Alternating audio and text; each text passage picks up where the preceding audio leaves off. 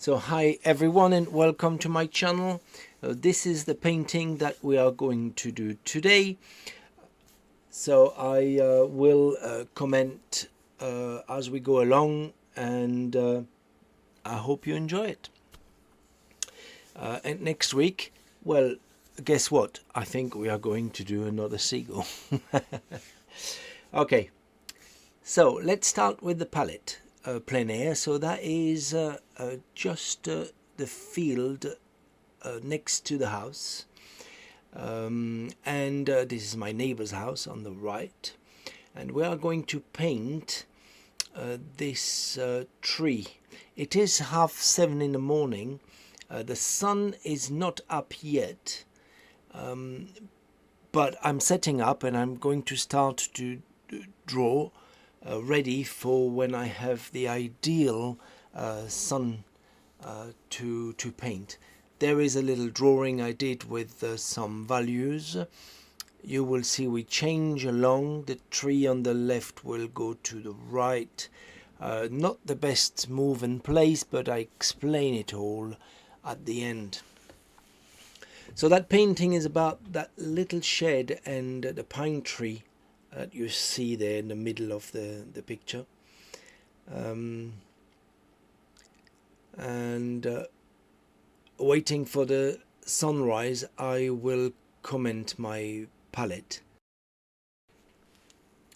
So to start with, this is a 3mm MDF board that I primed with some gesso and a little burnt sienna. And here is my palette. The palette is made out of plexiglass. I've got a little thinner here. On the top of my palette you can see the greys. I've got 3 greys and 3 different values. All 3 greys contain all 3 primary colors: yellow, red and blue plus white.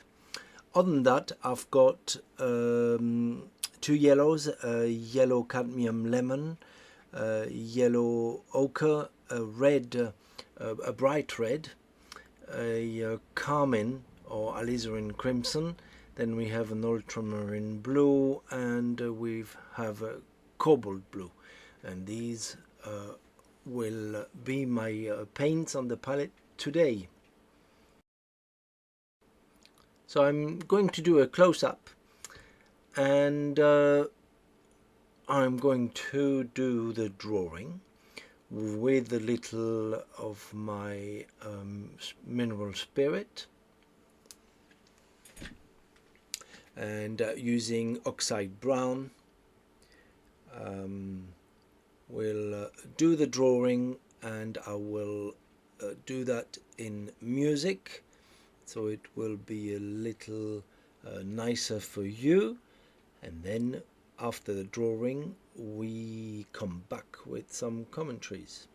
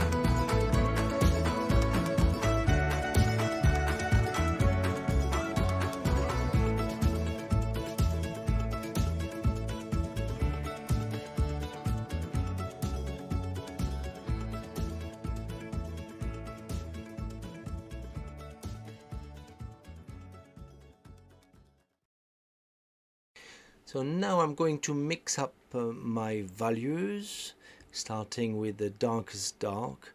So there will be dark notes in the painting, and that's what I'm doing here with my darkest value of the greys, adding a little blue and a little red because I want it a bit darker.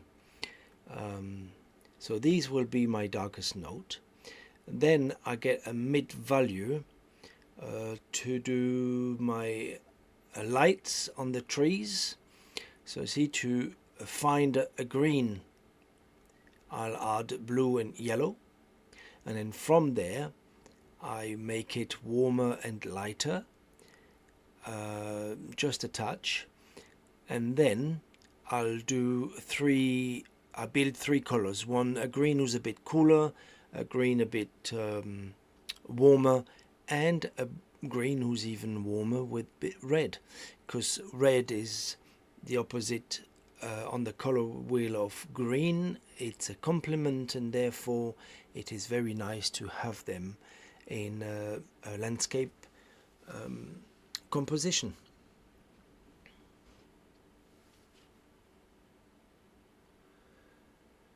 So starting with the darkest dark that I have to the left out there, I will block in the notes, what I call notes, because I will have dark notes and light notes in a painting. Here are the darkest notes of the paint. They help me to often find the lines, find the drawing, and really anchor the shapes of what I want to show, to anchor it in the painting, in the picture.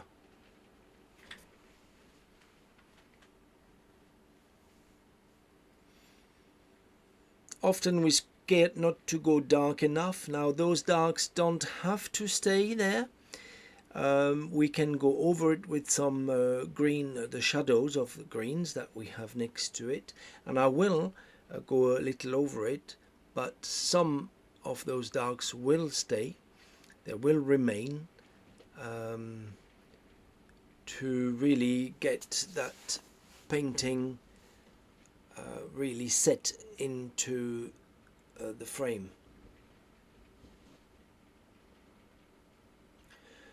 So the darks of the bushes,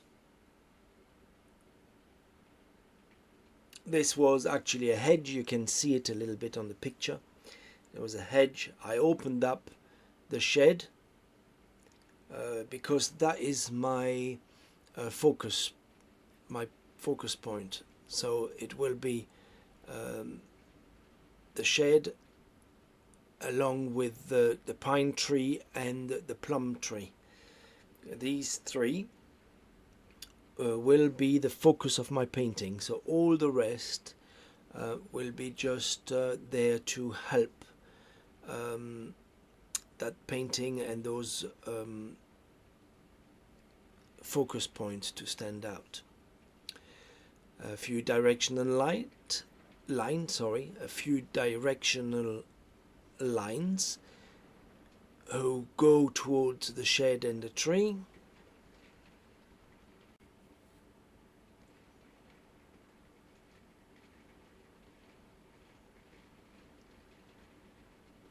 So now I'll go to my dark mixture that I prepared for the shed, which is a dark brown.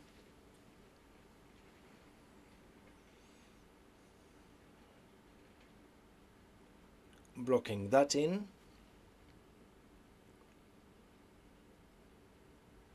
It is always good to block in the center of interest first. Put all your energy in that while you got some. Not always easy early in the morning like this, but it is the best time to paint, or for light, I would say. Not the best time to paint, but the best time for light, as it is after 6 in the evening.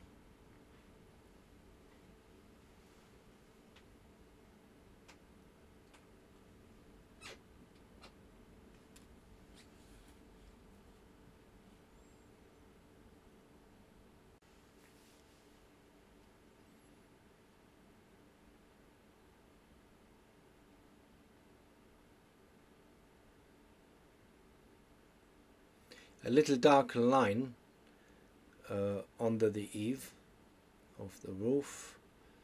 The same in the front, there will be a shadow just under the roof, and a lighter shade of color for the front of the shed, as it receives more indirect light.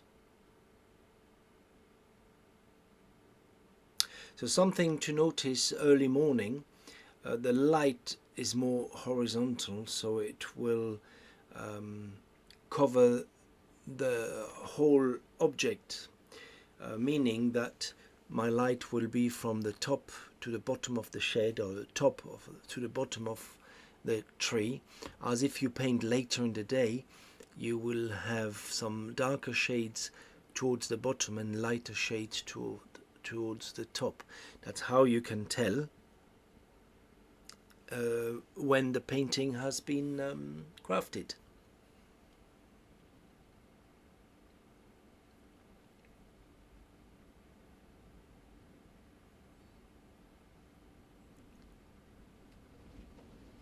So a little dark at the rooftop.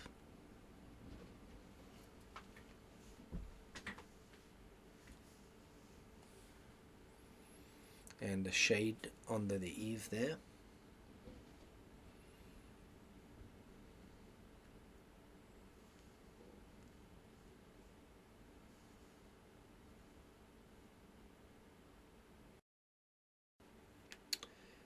Back to the tree with the shadow this time. So right next and overlapping the darkest darks at some points, we are putting in the shadow, which is a bit of a lighter green. So everywhere I see it.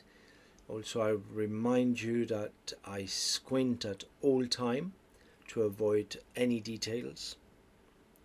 That being the secret of impressionistic painting, but also a good way to do any paintings. It just makes it easier because you see far less values and details.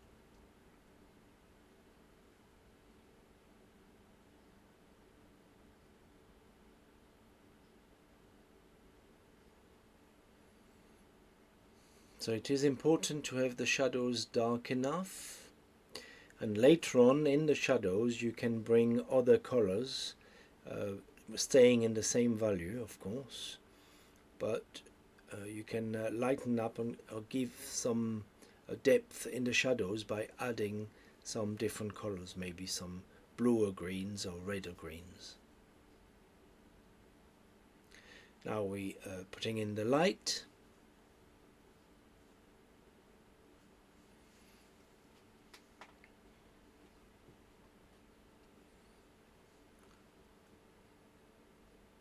Still just worrying about the forms and no details.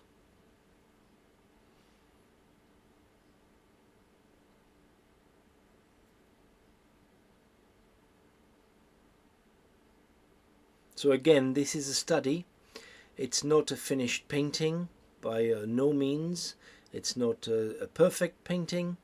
It's just a study for me to see how the light falls on the tree, on the shed at this time of the day, and how I can bring this in a different painting, or maybe do a bigger painting of that if I'm happy with, which I'm not, and we will discuss this towards the end.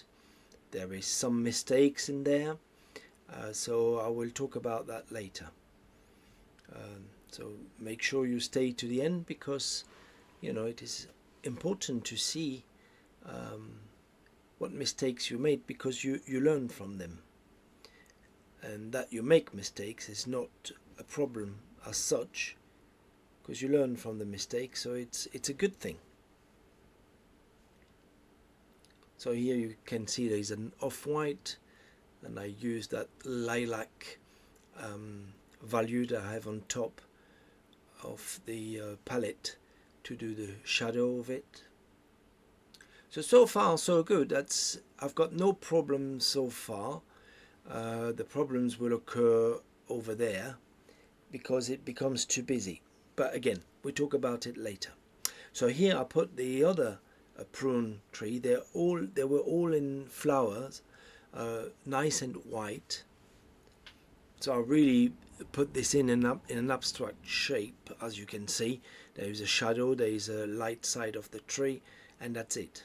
So later on, if you want to develop the painting, you can add some colors into it and do a little details, but right now, just for that study, as simple as we can, just to well, tell the story, put down what we can see, what we feel, and then later on we can adjust the colors, etc. So the hill on top with some trees, I make sure they have all different shapes, that there are different spacements as well. We don't want anything boring, we don't want anything repetitive.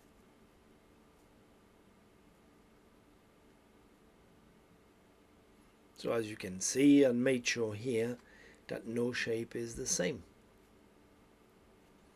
And that always will be a better way to show something in a painting. If you have a row of trees, they're all the same size, they're all the same width, they're all the same apart in an equal distance, it is very boring. It is not nice. It's not something nice to the eye. So make sure you change the spacing and you change the shapes of those trees if this is happening.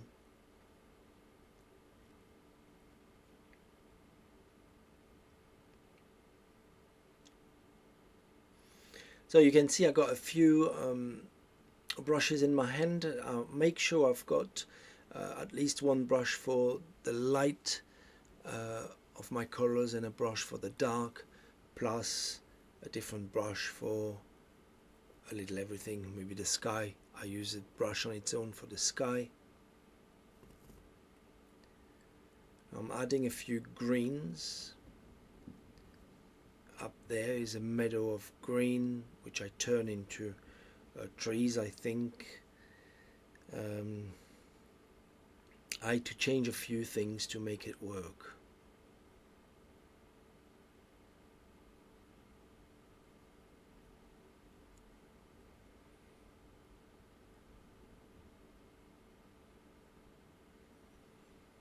Cut into the tree.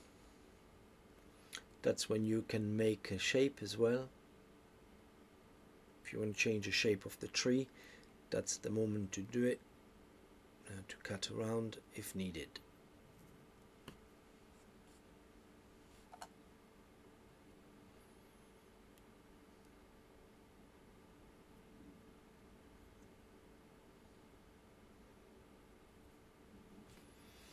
Here just appeared the final painting,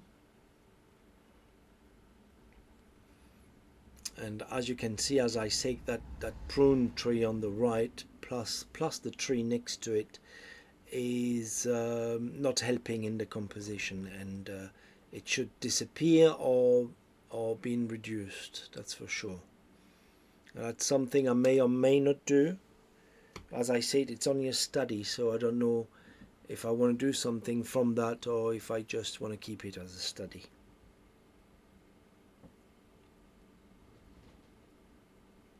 So the meadow in the front, needs to be lighter than the upright trees and bushes. So I add more yellow ochre and white. I change those greens up. A few reds in places.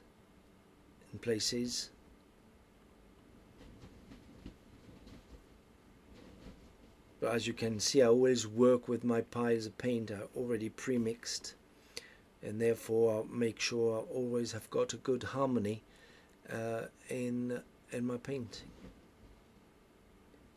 There's no color will look like it's got no part in this painting.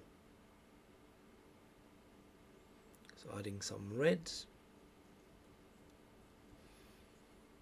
painting horizontally in the further up near the shed, and some vertical strokes in the front,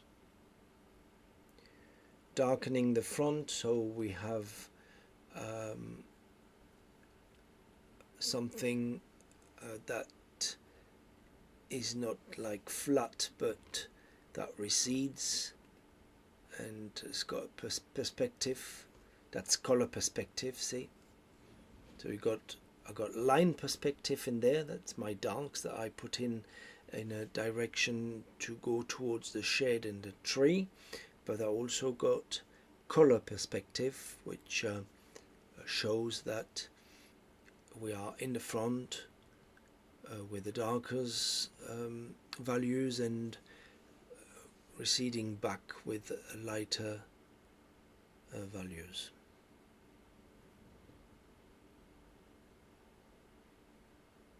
I made a bit of a space for my sky. Took a new brush. It's a mixture of my lightest grey plus white and cobalt blue. I will make sure that I get yellower or greener towards the bottom to emphasize all the greens in there. And I could have, that's another mistake, it's just another thing that I could have darkened a little, just a little more, and I could have greened it up or put a bit more yellow ochre into it.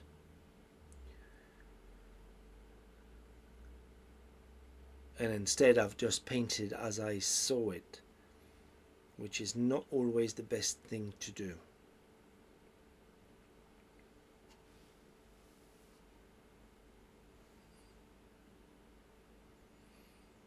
So anyway, we're painting the sky, and after that there will be just a few more highlights and darks to put in, and then we're done.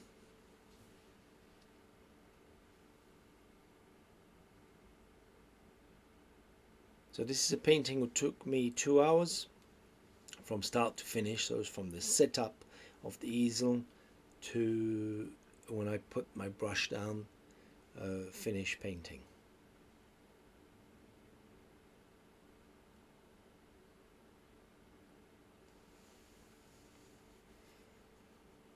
The format is not a big format, it's a 12 by 16 inch or 11 by 14, something like that, I don't remember exactly. 11 by 14 or 12, I think it's 11 by 14. Yeah. So the last touch is a few darks for the roof of the shed, corrugated roof. I put a door in, which wasn't there, but I put it in. A few brights on the tree and the shed as well, as the sun really was shining on it.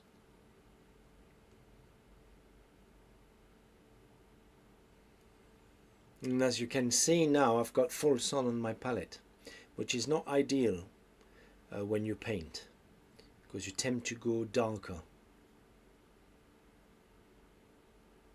As my painting was nearly finished at that point, it didn't matter much. If not, if it would have been earlier, I would have turned the easel to have shadow on my palette and the frame.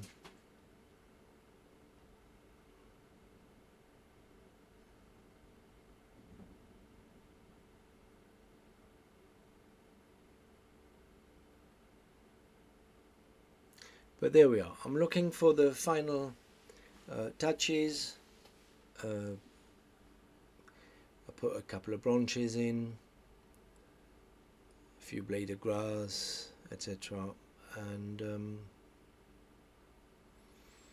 that's it.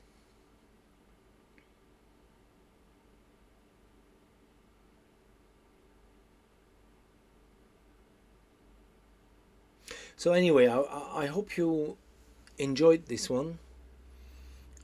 We are going to talk about what I think, or not what I think. I know there's some bits that I have to rework, or erase. I don't know. We'll see. To make it a better painting. So we will talk about this. Well, right after I put some more highlights on the shade and the tree. And this will be right about now. So this is the finished painting, and as you can see, up to where sort of my left side, if you get that painting in half, all the left side is good. There is not much to say there. From the shade to the left, it's quite good. But the problem is my eye is drawn to that tree, or to both of the trees. That white plum tree, who's receding a little bit to the right side, also the tree next to it, and this really bothers my eye, and I'm sure you all can see that. So that takes away from my center of interest, which is the shed and the two trees behind the shed. So what I need to do is get that plum tree a little more muted and smaller as well. I think I will reduce it and get the value down as well, so it recedes even more. The tree, I will get it down also. I'm going to put a sky over it again on the top. I don't want it to be that big, because it competes too much with the left side. So that tree will be coming down, maybe moving a little bit to the left, even maybe behind that plum tree. And then I think the composition will be much better. And maybe I darken the right side, the front, to have an opposition with my main features. So that I know it's wrong, and I will have to fix it. And that is if I want to do something with it. But anyway, it's good to know and to realize what's not going in your painting, and to be able to correct it. So that's it from me today. I hope you enjoyed it. Don't forget to give me a thumb up if you liked it, and to share. And I'll see you next time for, as I said, another tutorial, one of Sego or something else, I don't know. Oh no, I may do a tutorial about transparent and opaque color, because I had a question from one of you guys who asked me why and when use the transparent. So we'll do that next time. Yeah, I'll do that, and then we go from there. I wish you a happy painting and all the best, and I see you soon.